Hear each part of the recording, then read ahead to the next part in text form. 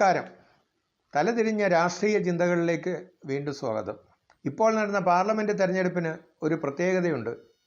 ഇവിടെ മത്സരിച്ച 3 മുന്നണികൾക്കും അബദ്ധങ്ങൾ മാത്രം സംഭവിച്ച തെരഞ്ഞെടുപ്പായിരുന്നു അത്. ഇപ്പോഴത്തെ ചർച്ചാ വിഷയം BJP മാത്രമായതിനാൽ നമുക്ക് അവിടെ മാത്രം ശ്രദ്ധ കേന്ദ്രീകരിക്കാം. ഇന്ത്യയിലെ ഏറ്റവും മികച്ച തെരഞ്ഞെടുപ്പ് തന്ത്രങ്ങൾ ഒരുക്കുന്നത് BJP തന്നെയാണ്. ഒരു സംശയവും അക്കാര്യത്തിൽ വേണ്ട. തെരഞ്ഞെടുപ്പിന് ശേഷം നടന്നതും പൊങ്ങി വന്നതുമായ ചില സംഭവങ്ങൾ പഠിക്കുമ്പോൾ ഒരു കാര്യം മനസ്സിലാവും. കേരളത്തിലെ BJP തന്ത്രങ്ങളിൽ ചില പിഴവുകൾ സംഭവിച്ചിരിക്കുന്നു എന്നുള്ളതാണ്. ഗ്ലോബലൈസേഷൻ കാലത്ത് ഒരു മുദ്രാവാക്യമുണ്ടായിരുന്നു: തിങ്ക് ഗ്ലോബൽ, ആക്ട് ലോക്കൽ. ലോകത്തെപ്പറ്റി ചിന്തിക്കുക, എന്നാൽ പ്രാദേശികമായി പ്രവർത്തിക്കുക എന്നതാണ് അതിൻ്റെ അർത്ഥം. മറ്റൊരു രീതിയിൽ പറഞ്ഞാൽ, ലോകത്ത് നാം ചെയ്യേണ്ട ചില കാര്യങ്ങളുണ്ട്. അവ പ്രാദേശിക പരിഗണന കൂടാതെ നടപ്പിലാക്കാൻ ശ്രമിച്ചാൽ പരാജയപ്പെട്ടു പോകും എന്നുള്ളതാണ്. BJPക്ക് ഇന്ത്യയിലെ പല സംസ്ഥാനങ്ങളിലും ഉപയോഗിക്കാൻ കഴിയുന്ന തന്ത്രങ്ങൾ കേരളത്തിൽ ഉപയോഗിക്കാൻ കഴിയില്ല എന്നർത്ഥം. BJPക്ക് പിഴച്ച പ്രധാന പ്രശ്നം എന്തായിരുന്നു എന്ന് നോക്കാം. ഉത്തരേന്ത്യയിൽ മനോഹരമായി നടപ്പിലാക്കിക്കൊണ്ടിരിക്കുന്ന ഒരു രാഷ്ട്രീയ തന്ത്രം അതേ രീതിയിൽ കേരളത്തിൽ നടപ്പിലാക്കാൻ ശ്രമിച്ചു എന്നതാണ് അത്. എന്താണ് ആ തന്ത്രം? ജനപ്രിയരായ എതിരാളികളെ തങ്ങളുടെ പാളയത്തിലെത്തിച്ച് ഒരു ജനസമൂഹത്തെ BJPക്കാർ ആക്കി മാറ്റുന്ന ഒരു തന്ത്രം ഉത്തരേന്ത്യയിൽ ഭംഗിയായി നടപ്പിലാക്കിയിട്ടുണ്ട് BJP. BJPയിൽ വന്നിരിക്കുന്ന MPമാരുടെ പ്രൊഫൈൽ പരിശോധിച്ചാൽ അത് ശരിയാണെന്ന് മനസ്സിലാകും. കൂടുതൽ പേർക്കും കോൺഗ്രസ് ബാക്ക്ഗ്രൗണ്ടാണുള്ളത്. കോൺഗ്രസ്സിലെ പ്രമുഖരായ നേതാക്കളെ കൊണ്ടുവരുമ്പോൾ അവരോട് താല്പര്യമുള്ള ഒരു ഭാഗം ജനങ്ങളും BJPയോട് അടുക്കും. ഇവരെ സാവധാനം BJPക്കാരാക്കി മാറ്റിയാൽ മതി. ചില നേതാക്കളെ കൊണ്ടുവരുന്നത് വാർത്തകൾക്ക് വേണ്ടി മാത്രമാണ്. സൂക്ഷിച്ചു നോക്കിയാൽ ഒരു കാര്യം മനസ്സിലാകും: അനിൽ ആൻ്റണിയെ കൊണ്ടുവന്നത് വാർത്തകൾക്ക് വേണ്ടി മാത്രമായിരുന്നു.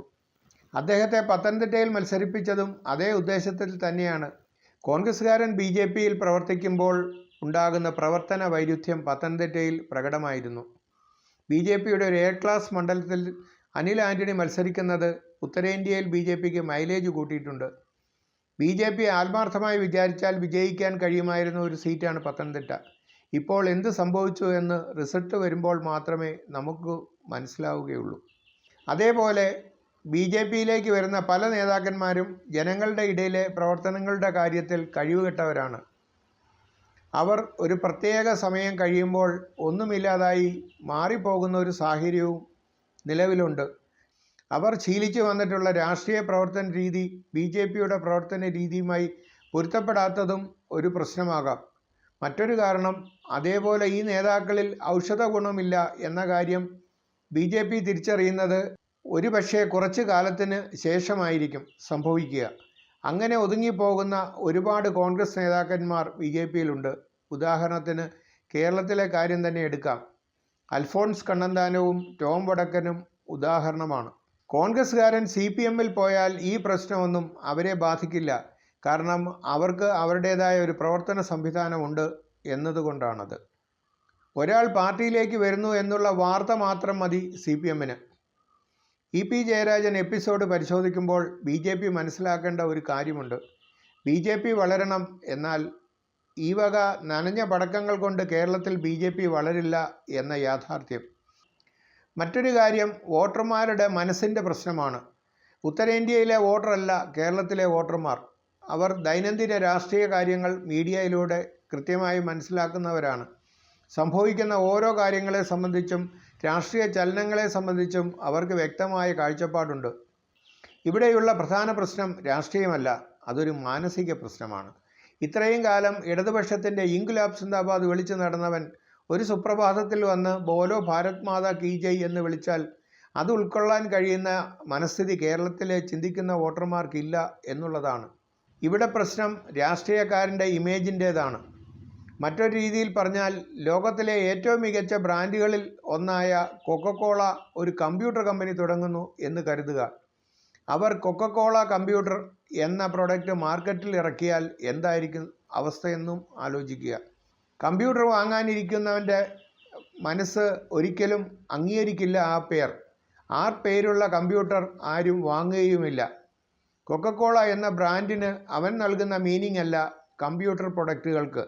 പിണറായി വിജയൻ ഒരു സുപ്രഭാതത്തിൽ ധർമ്മടം മണ്ഡലത്തിൽ പോയി നിന്ന് BJP സ്ഥാനാർത്ഥിയായി മത്സരിച്ചാൽ എന്തായിരിക്കും അവസ്ഥ എന്നുകൂടി ആലോചിച്ചു നോക്കുക.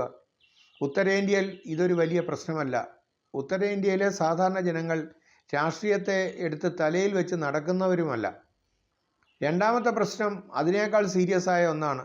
ഒരു വ്യക്തിയുടെ ഇമേജ് അദ്ദേഹം ഇത്രയും കാലം ജനങ്ങളുടെ മനസ്സിൽ സൃഷ്ടിച്ചിരിക്കുന്ന പ്രവർത്തനങ്ങളുടെ ആകെത്തുകയാണ്. ഒരു കമ്മ്യൂണിസ്റ്റ് നേതാവ് കമ്മ്യൂണിസ്റ്റ് രീതിയിൽ പ്രവർത്തിച്ചു വരുന്ന ഒരാളാണ്.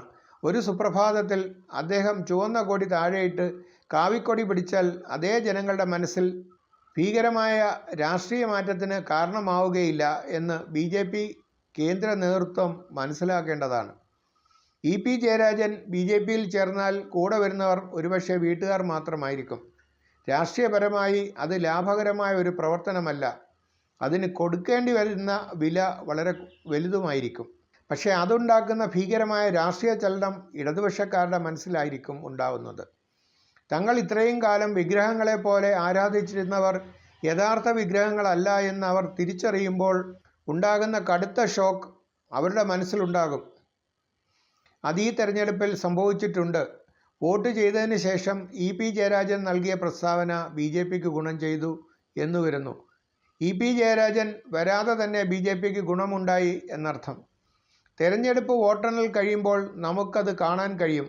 അത് ഇടതുപക്ഷത്തെ പ്രവർത്തകരിൽ ഒരു നിർജീവത സൃഷ്ടിച്ചിട്ടുണ്ട്.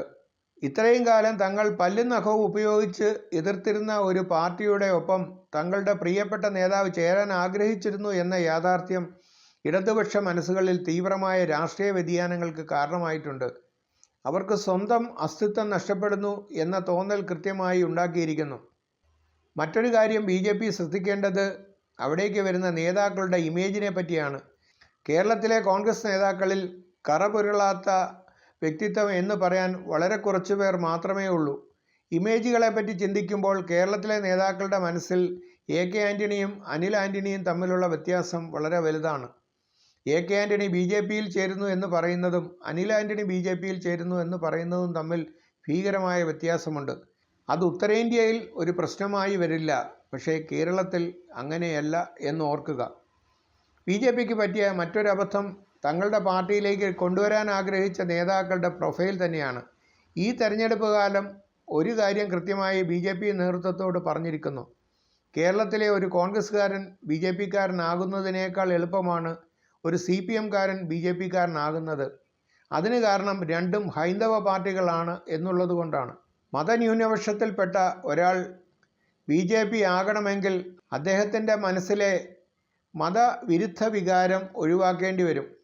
ഈ മതവിരുദ്ധ വികാരം ഇല്ലാതായ ഒരാളെ മാത്രമേ ന്യൂനപക്ഷങ്ങളിൽ നിന്നും BJPക്ക് പ്രതീക്ഷിക്കേണ്ടതുള്ളൂ.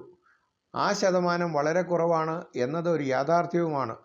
പിന്നെ വരുന്നവർ കാര്യം കാണാൻ വേണ്ടി വരുന്നവർ മാത്രമാണ്. കേരളത്തിലെ ഏറ്റവും വലിയ ഹൈന്ദവ പാർട്ടി CPM തന്നെയാണ്. ഈ തെരഞ്ഞെടുപ്പ് കാലത്ത് CPM പ്രവർത്തകരുടെ ഇടയിലുള്ള ഭരണവിരുദ്ധ വികാരം ഏറ്റവും അധികം ഗുണം ചെയ്തിട്ടുള്ളത് BJPക്കാണ്. മറ്റൊന്ന് കേരളത്തിലെ കോൺഗ്രസ് നേതാക്കളുടെ ഇമേജുകളാണ്. അവർ BJPയിലേക്ക് വരുമ്പോൾ അഴിമതിക്കാർ എന്നുള്ള ഇമേജ് കൂടി ആ പാർട്ടിയിലേക്ക് കൊണ്ടുവരികയാണ് ചെയ്യുന്നത്. കോൺഗ്രസ്സുകാരൻ ചെയ്ത പാപത്തിൻ്റെ ഫലം BJPക്കാർ ഭാവിയിൽ അനുഭവിക്കേണ്ടി വരും എന്നുള്ളത് ഒരു യാഥാർത്ഥ്യമാകുന്നു. ഈ സത്യം BJP നേതൃത്വം മനസ്സിലാക്കേണ്ടതാണ്. വലിയ നേതാക്കന്മാരെ കൊണ്ടുവരുന്നതിന് പകരം അണികളെ കൊണ്ടുവരുമ്പോൾ അത്തരം ബുദ്ധിമുട്ടുകൾ സൃഷ്ടിക്കുകയില്ല. അവർക്ക് ഭീകരമായ ഇമേജ് പ്രശ്നങ്ങളും കൂടെ കൊണ്ടുവരാൻ ഉണ്ടായിരിക്കുകയില്ല. മറ്റൊരു രീതിയിൽ പറഞ്ഞാൽ കോൺഗ്രസ് നേതാക്കന്മാരെ കൊണ്ടുവന്നാൽ ചുളുവിൽ BJPക്കാർക്ക് അഴിമതിക്കാരുടെ ഒരു കൂട്ടം എന്ന പേര് കൂടി ഫ്രീ ആയി കൈയിൽ കിട്ടും. പിന്നെ ഏറ്റവും പ്രധാനമായ കാര്യം കേരളത്തിലെ ഒരു കോൺഗ്രസ് നേതാവും ഇപ്പോൾ ജനങ്ങളുടെ ഇടയിൽ പ്രവർത്തിക്കുന്നവരായി ഇല്ല. അവർ തെരഞ്ഞെടുപ്പ് കാലത്ത് മാത്രമേ ജനങ്ങളെ കാണാറുള്ളൂ. കേരളത്തിലെ BJP വളരുന്നതിൽ വന്ദേ ഭാരത് ട്രെയിനും പുതിയതായി നിർമ്മിക്കുന്ന ദേശീയപാതയും നൽകിയ സംഭാവന പോലും കേരളത്തിലെ BJP നേതൃത്വം ആ പാർട്ടിക്ക് നൽകിയിട്ടില്ല. മറ്റൊരു രീതിയിൽ പറഞ്ഞാൽ വന്ദേ ഭാരത് ട്രെയിന് കേരളത്തിലെ BJP പ്രസിഡന്റ് സ്ഥാനം നൽകിയിരുന്നുവെങ്കിൽ ചിലപ്പോൾ ഒരു സീറ്റ് കൂടി കേരളത്തിൽ ജയിക്കാൻ BJPക്ക് സാധ്യതയുണ്ടായേനെ. ഈ തെരഞ്ഞെടുപ്പിൽ BJP നേരിട്ട മറ്റൊരു പ്രശ്നം കൂടി നോക്കാം. ഈ നേതൃത്വത്തിന് എങ്ങനെ ഒരു തെരഞ്ഞെടുപ്പ് വിജയിക്കണം എന്ന് അറിയില്ലായിരുന്നു. എങ്ങനെ പ്രവർത്തിച്ചാൽ ജനങ്ങളുടെ മനസ്സ് കീഴടക്കാം എന്നും അവർക്കറിയില്ലായിരുന്നു. കാരണം ആദ്യമായിട്ടാണ് കേരളത്തിൽ BJP ജയിക്കാൻ വേണ്ടി മത്സരിക്കുന്നത്. ജയിക്കുമെന്ന തോന്നൽ പല മണ്ഡലങ്ങളിലും ഉണ്ടാക്കിയത് ആദ്യമായിട്ടാണ്. ബാക്കി ഇനിയെല്ലാം കേന്ദ്രം ചെയ്തോളും എന്നൊരു സമീപനമായിരുന്നു പല നേതാക്കൾക്കും ഉണ്ടായിരുന്നത്. വോട്ട് വിൽക്കാൻ മാത്രം അറിയുന്നവരെ പിടിച്ച് വോട്ട് പിടിക്കാൻ ഏൽപ്പിച്ചാൽ ഉണ്ടാകുന്ന അവസ്ഥ, പ്രവർത്തകർ തന്നെ നേതാക്കളെ ചീത്ത വിളിക്കുന്ന ഒരു അവസ്ഥയും ഈ തെരഞ്ഞെടുപ്പിൽ ഉണ്ടായിട്ടുണ്ട്. മോദി എന്ന ബ്രാൻഡും പ്രവർത്തിക്കാൻ അറിയുന്ന ഒരു നേതൃത്വവും കേന്ദ്രത്തിൽ ഉള്ളതുകൊണ്ട് കുറേയെങ്കിലും പുതിയ വോട്ടർമാർ BJPക്ക് വോട്ട് ചെയ്തിട്ടുണ്ട്. BJP നേതൃത്വം മനസ്സിലാക്കേണ്ട ഒരു കാര്യം കൂടിയുണ്ട്. ജനങ്ങളുടെ ഇടയിൽ എങ്ങനെ പ്രവർത്തിക്കണം എന്ന കാര്യത്തിൽ ഒരു ട്രെയിനിങ് അവർക്ക് നൽകേണ്ടതായിരിക്കുന്നു. BJP നേതാക്കൾക്ക് പ്രസംഗിക്കാൻ അറിയാം, എന്നാൽ പ്രവർത്തിക്കാൻ അറിയില്ല, ജനങ്ങളെ അറിയില്ല, അവരുടെ മനസ്സും അറിയില്ല. ഇതൊരു ഉപജീവന മാർഗമായി കാണുന്ന കുറേയധികം നേതാക്കൾ BJPയിൽ ഇപ്പോഴുമുണ്ട്.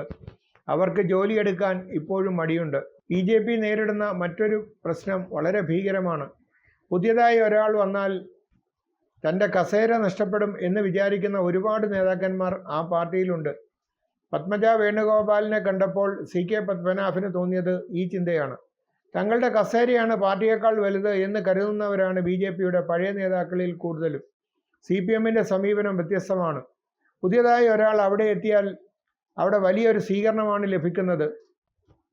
ഉടൻ തന്നെ അദ്ദേഹത്തിന് പ്രമുഖമായ ഒരു സ്ഥാനം നൽകി CPM ആദരിക്കുകയും ചെയ്യും. 50 വർഷമായി പ്രവർത്തിക്കുന്ന സ്വന്തം പാർട്ടിക്കാരെ അവർ അവഗണിക്കുകയും ചെയ്യും. വാൽകഷ്ണം. കഴിഞ്ഞ തിരഞ്ഞെടുപ്പ് കാലത്ത് കോൺഗ്രസ്സുകാരെ പറ്റി കോൺഗ്രസിൻ്റെ ഒരു നേതാവ് തന്നെ പറഞ്ഞു തന്ന ഒരു തമാശയുണ്ട്. കോൺഗ്രസ് നേതാക്കൾ പ്രവർത്തനത്തിനായി റോഡിൽ ഇറങ്ങുന്നത് 2 ദിവസം മാത്രമാണ്. ആദ്യത്തേത് കോൺഗ്രസ് സ്ഥാനാർത്ഥി നേതാക്കൾക്ക് പ്രവർത്തനത്തിനിറങ്ങാൻ പണം വിതരണം ചെയ്യുന്ന വണ്ടി അയക്കുമ്പോൾ. രണ്ടാമത്തേത് നിങ്ങൾ പ്രവർത്തിക്കരുത്, നിങ്ങൾ നിർജീവമായിരിക്കണം എന്ന് പറഞ്ഞ് LDFകാർ പണം കൊടുത്തുവിടുന്ന ദിവസം. ഈ 2 മഹാപ്രവർത്തനങ്ങൾ മാത്രമേ ഭൂരിപക്ഷം കോൺഗ്രസ്സുകാർ ഒരു തെരഞ്ഞെടുപ്പിൽ ചെയ്യുകയുള്ളൂ. കുഴിമടിയന്മാരായ കോൺഗ്രസ്സുകാരെ BJPയിലേക്ക് കൊണ്ടുവരുമ്പോൾ കാല് തളർന്നവന് മന്ത് കൂടി ബാധിച്ച അവസ്ഥയായിരിക്കും സംഭവിക്കുക.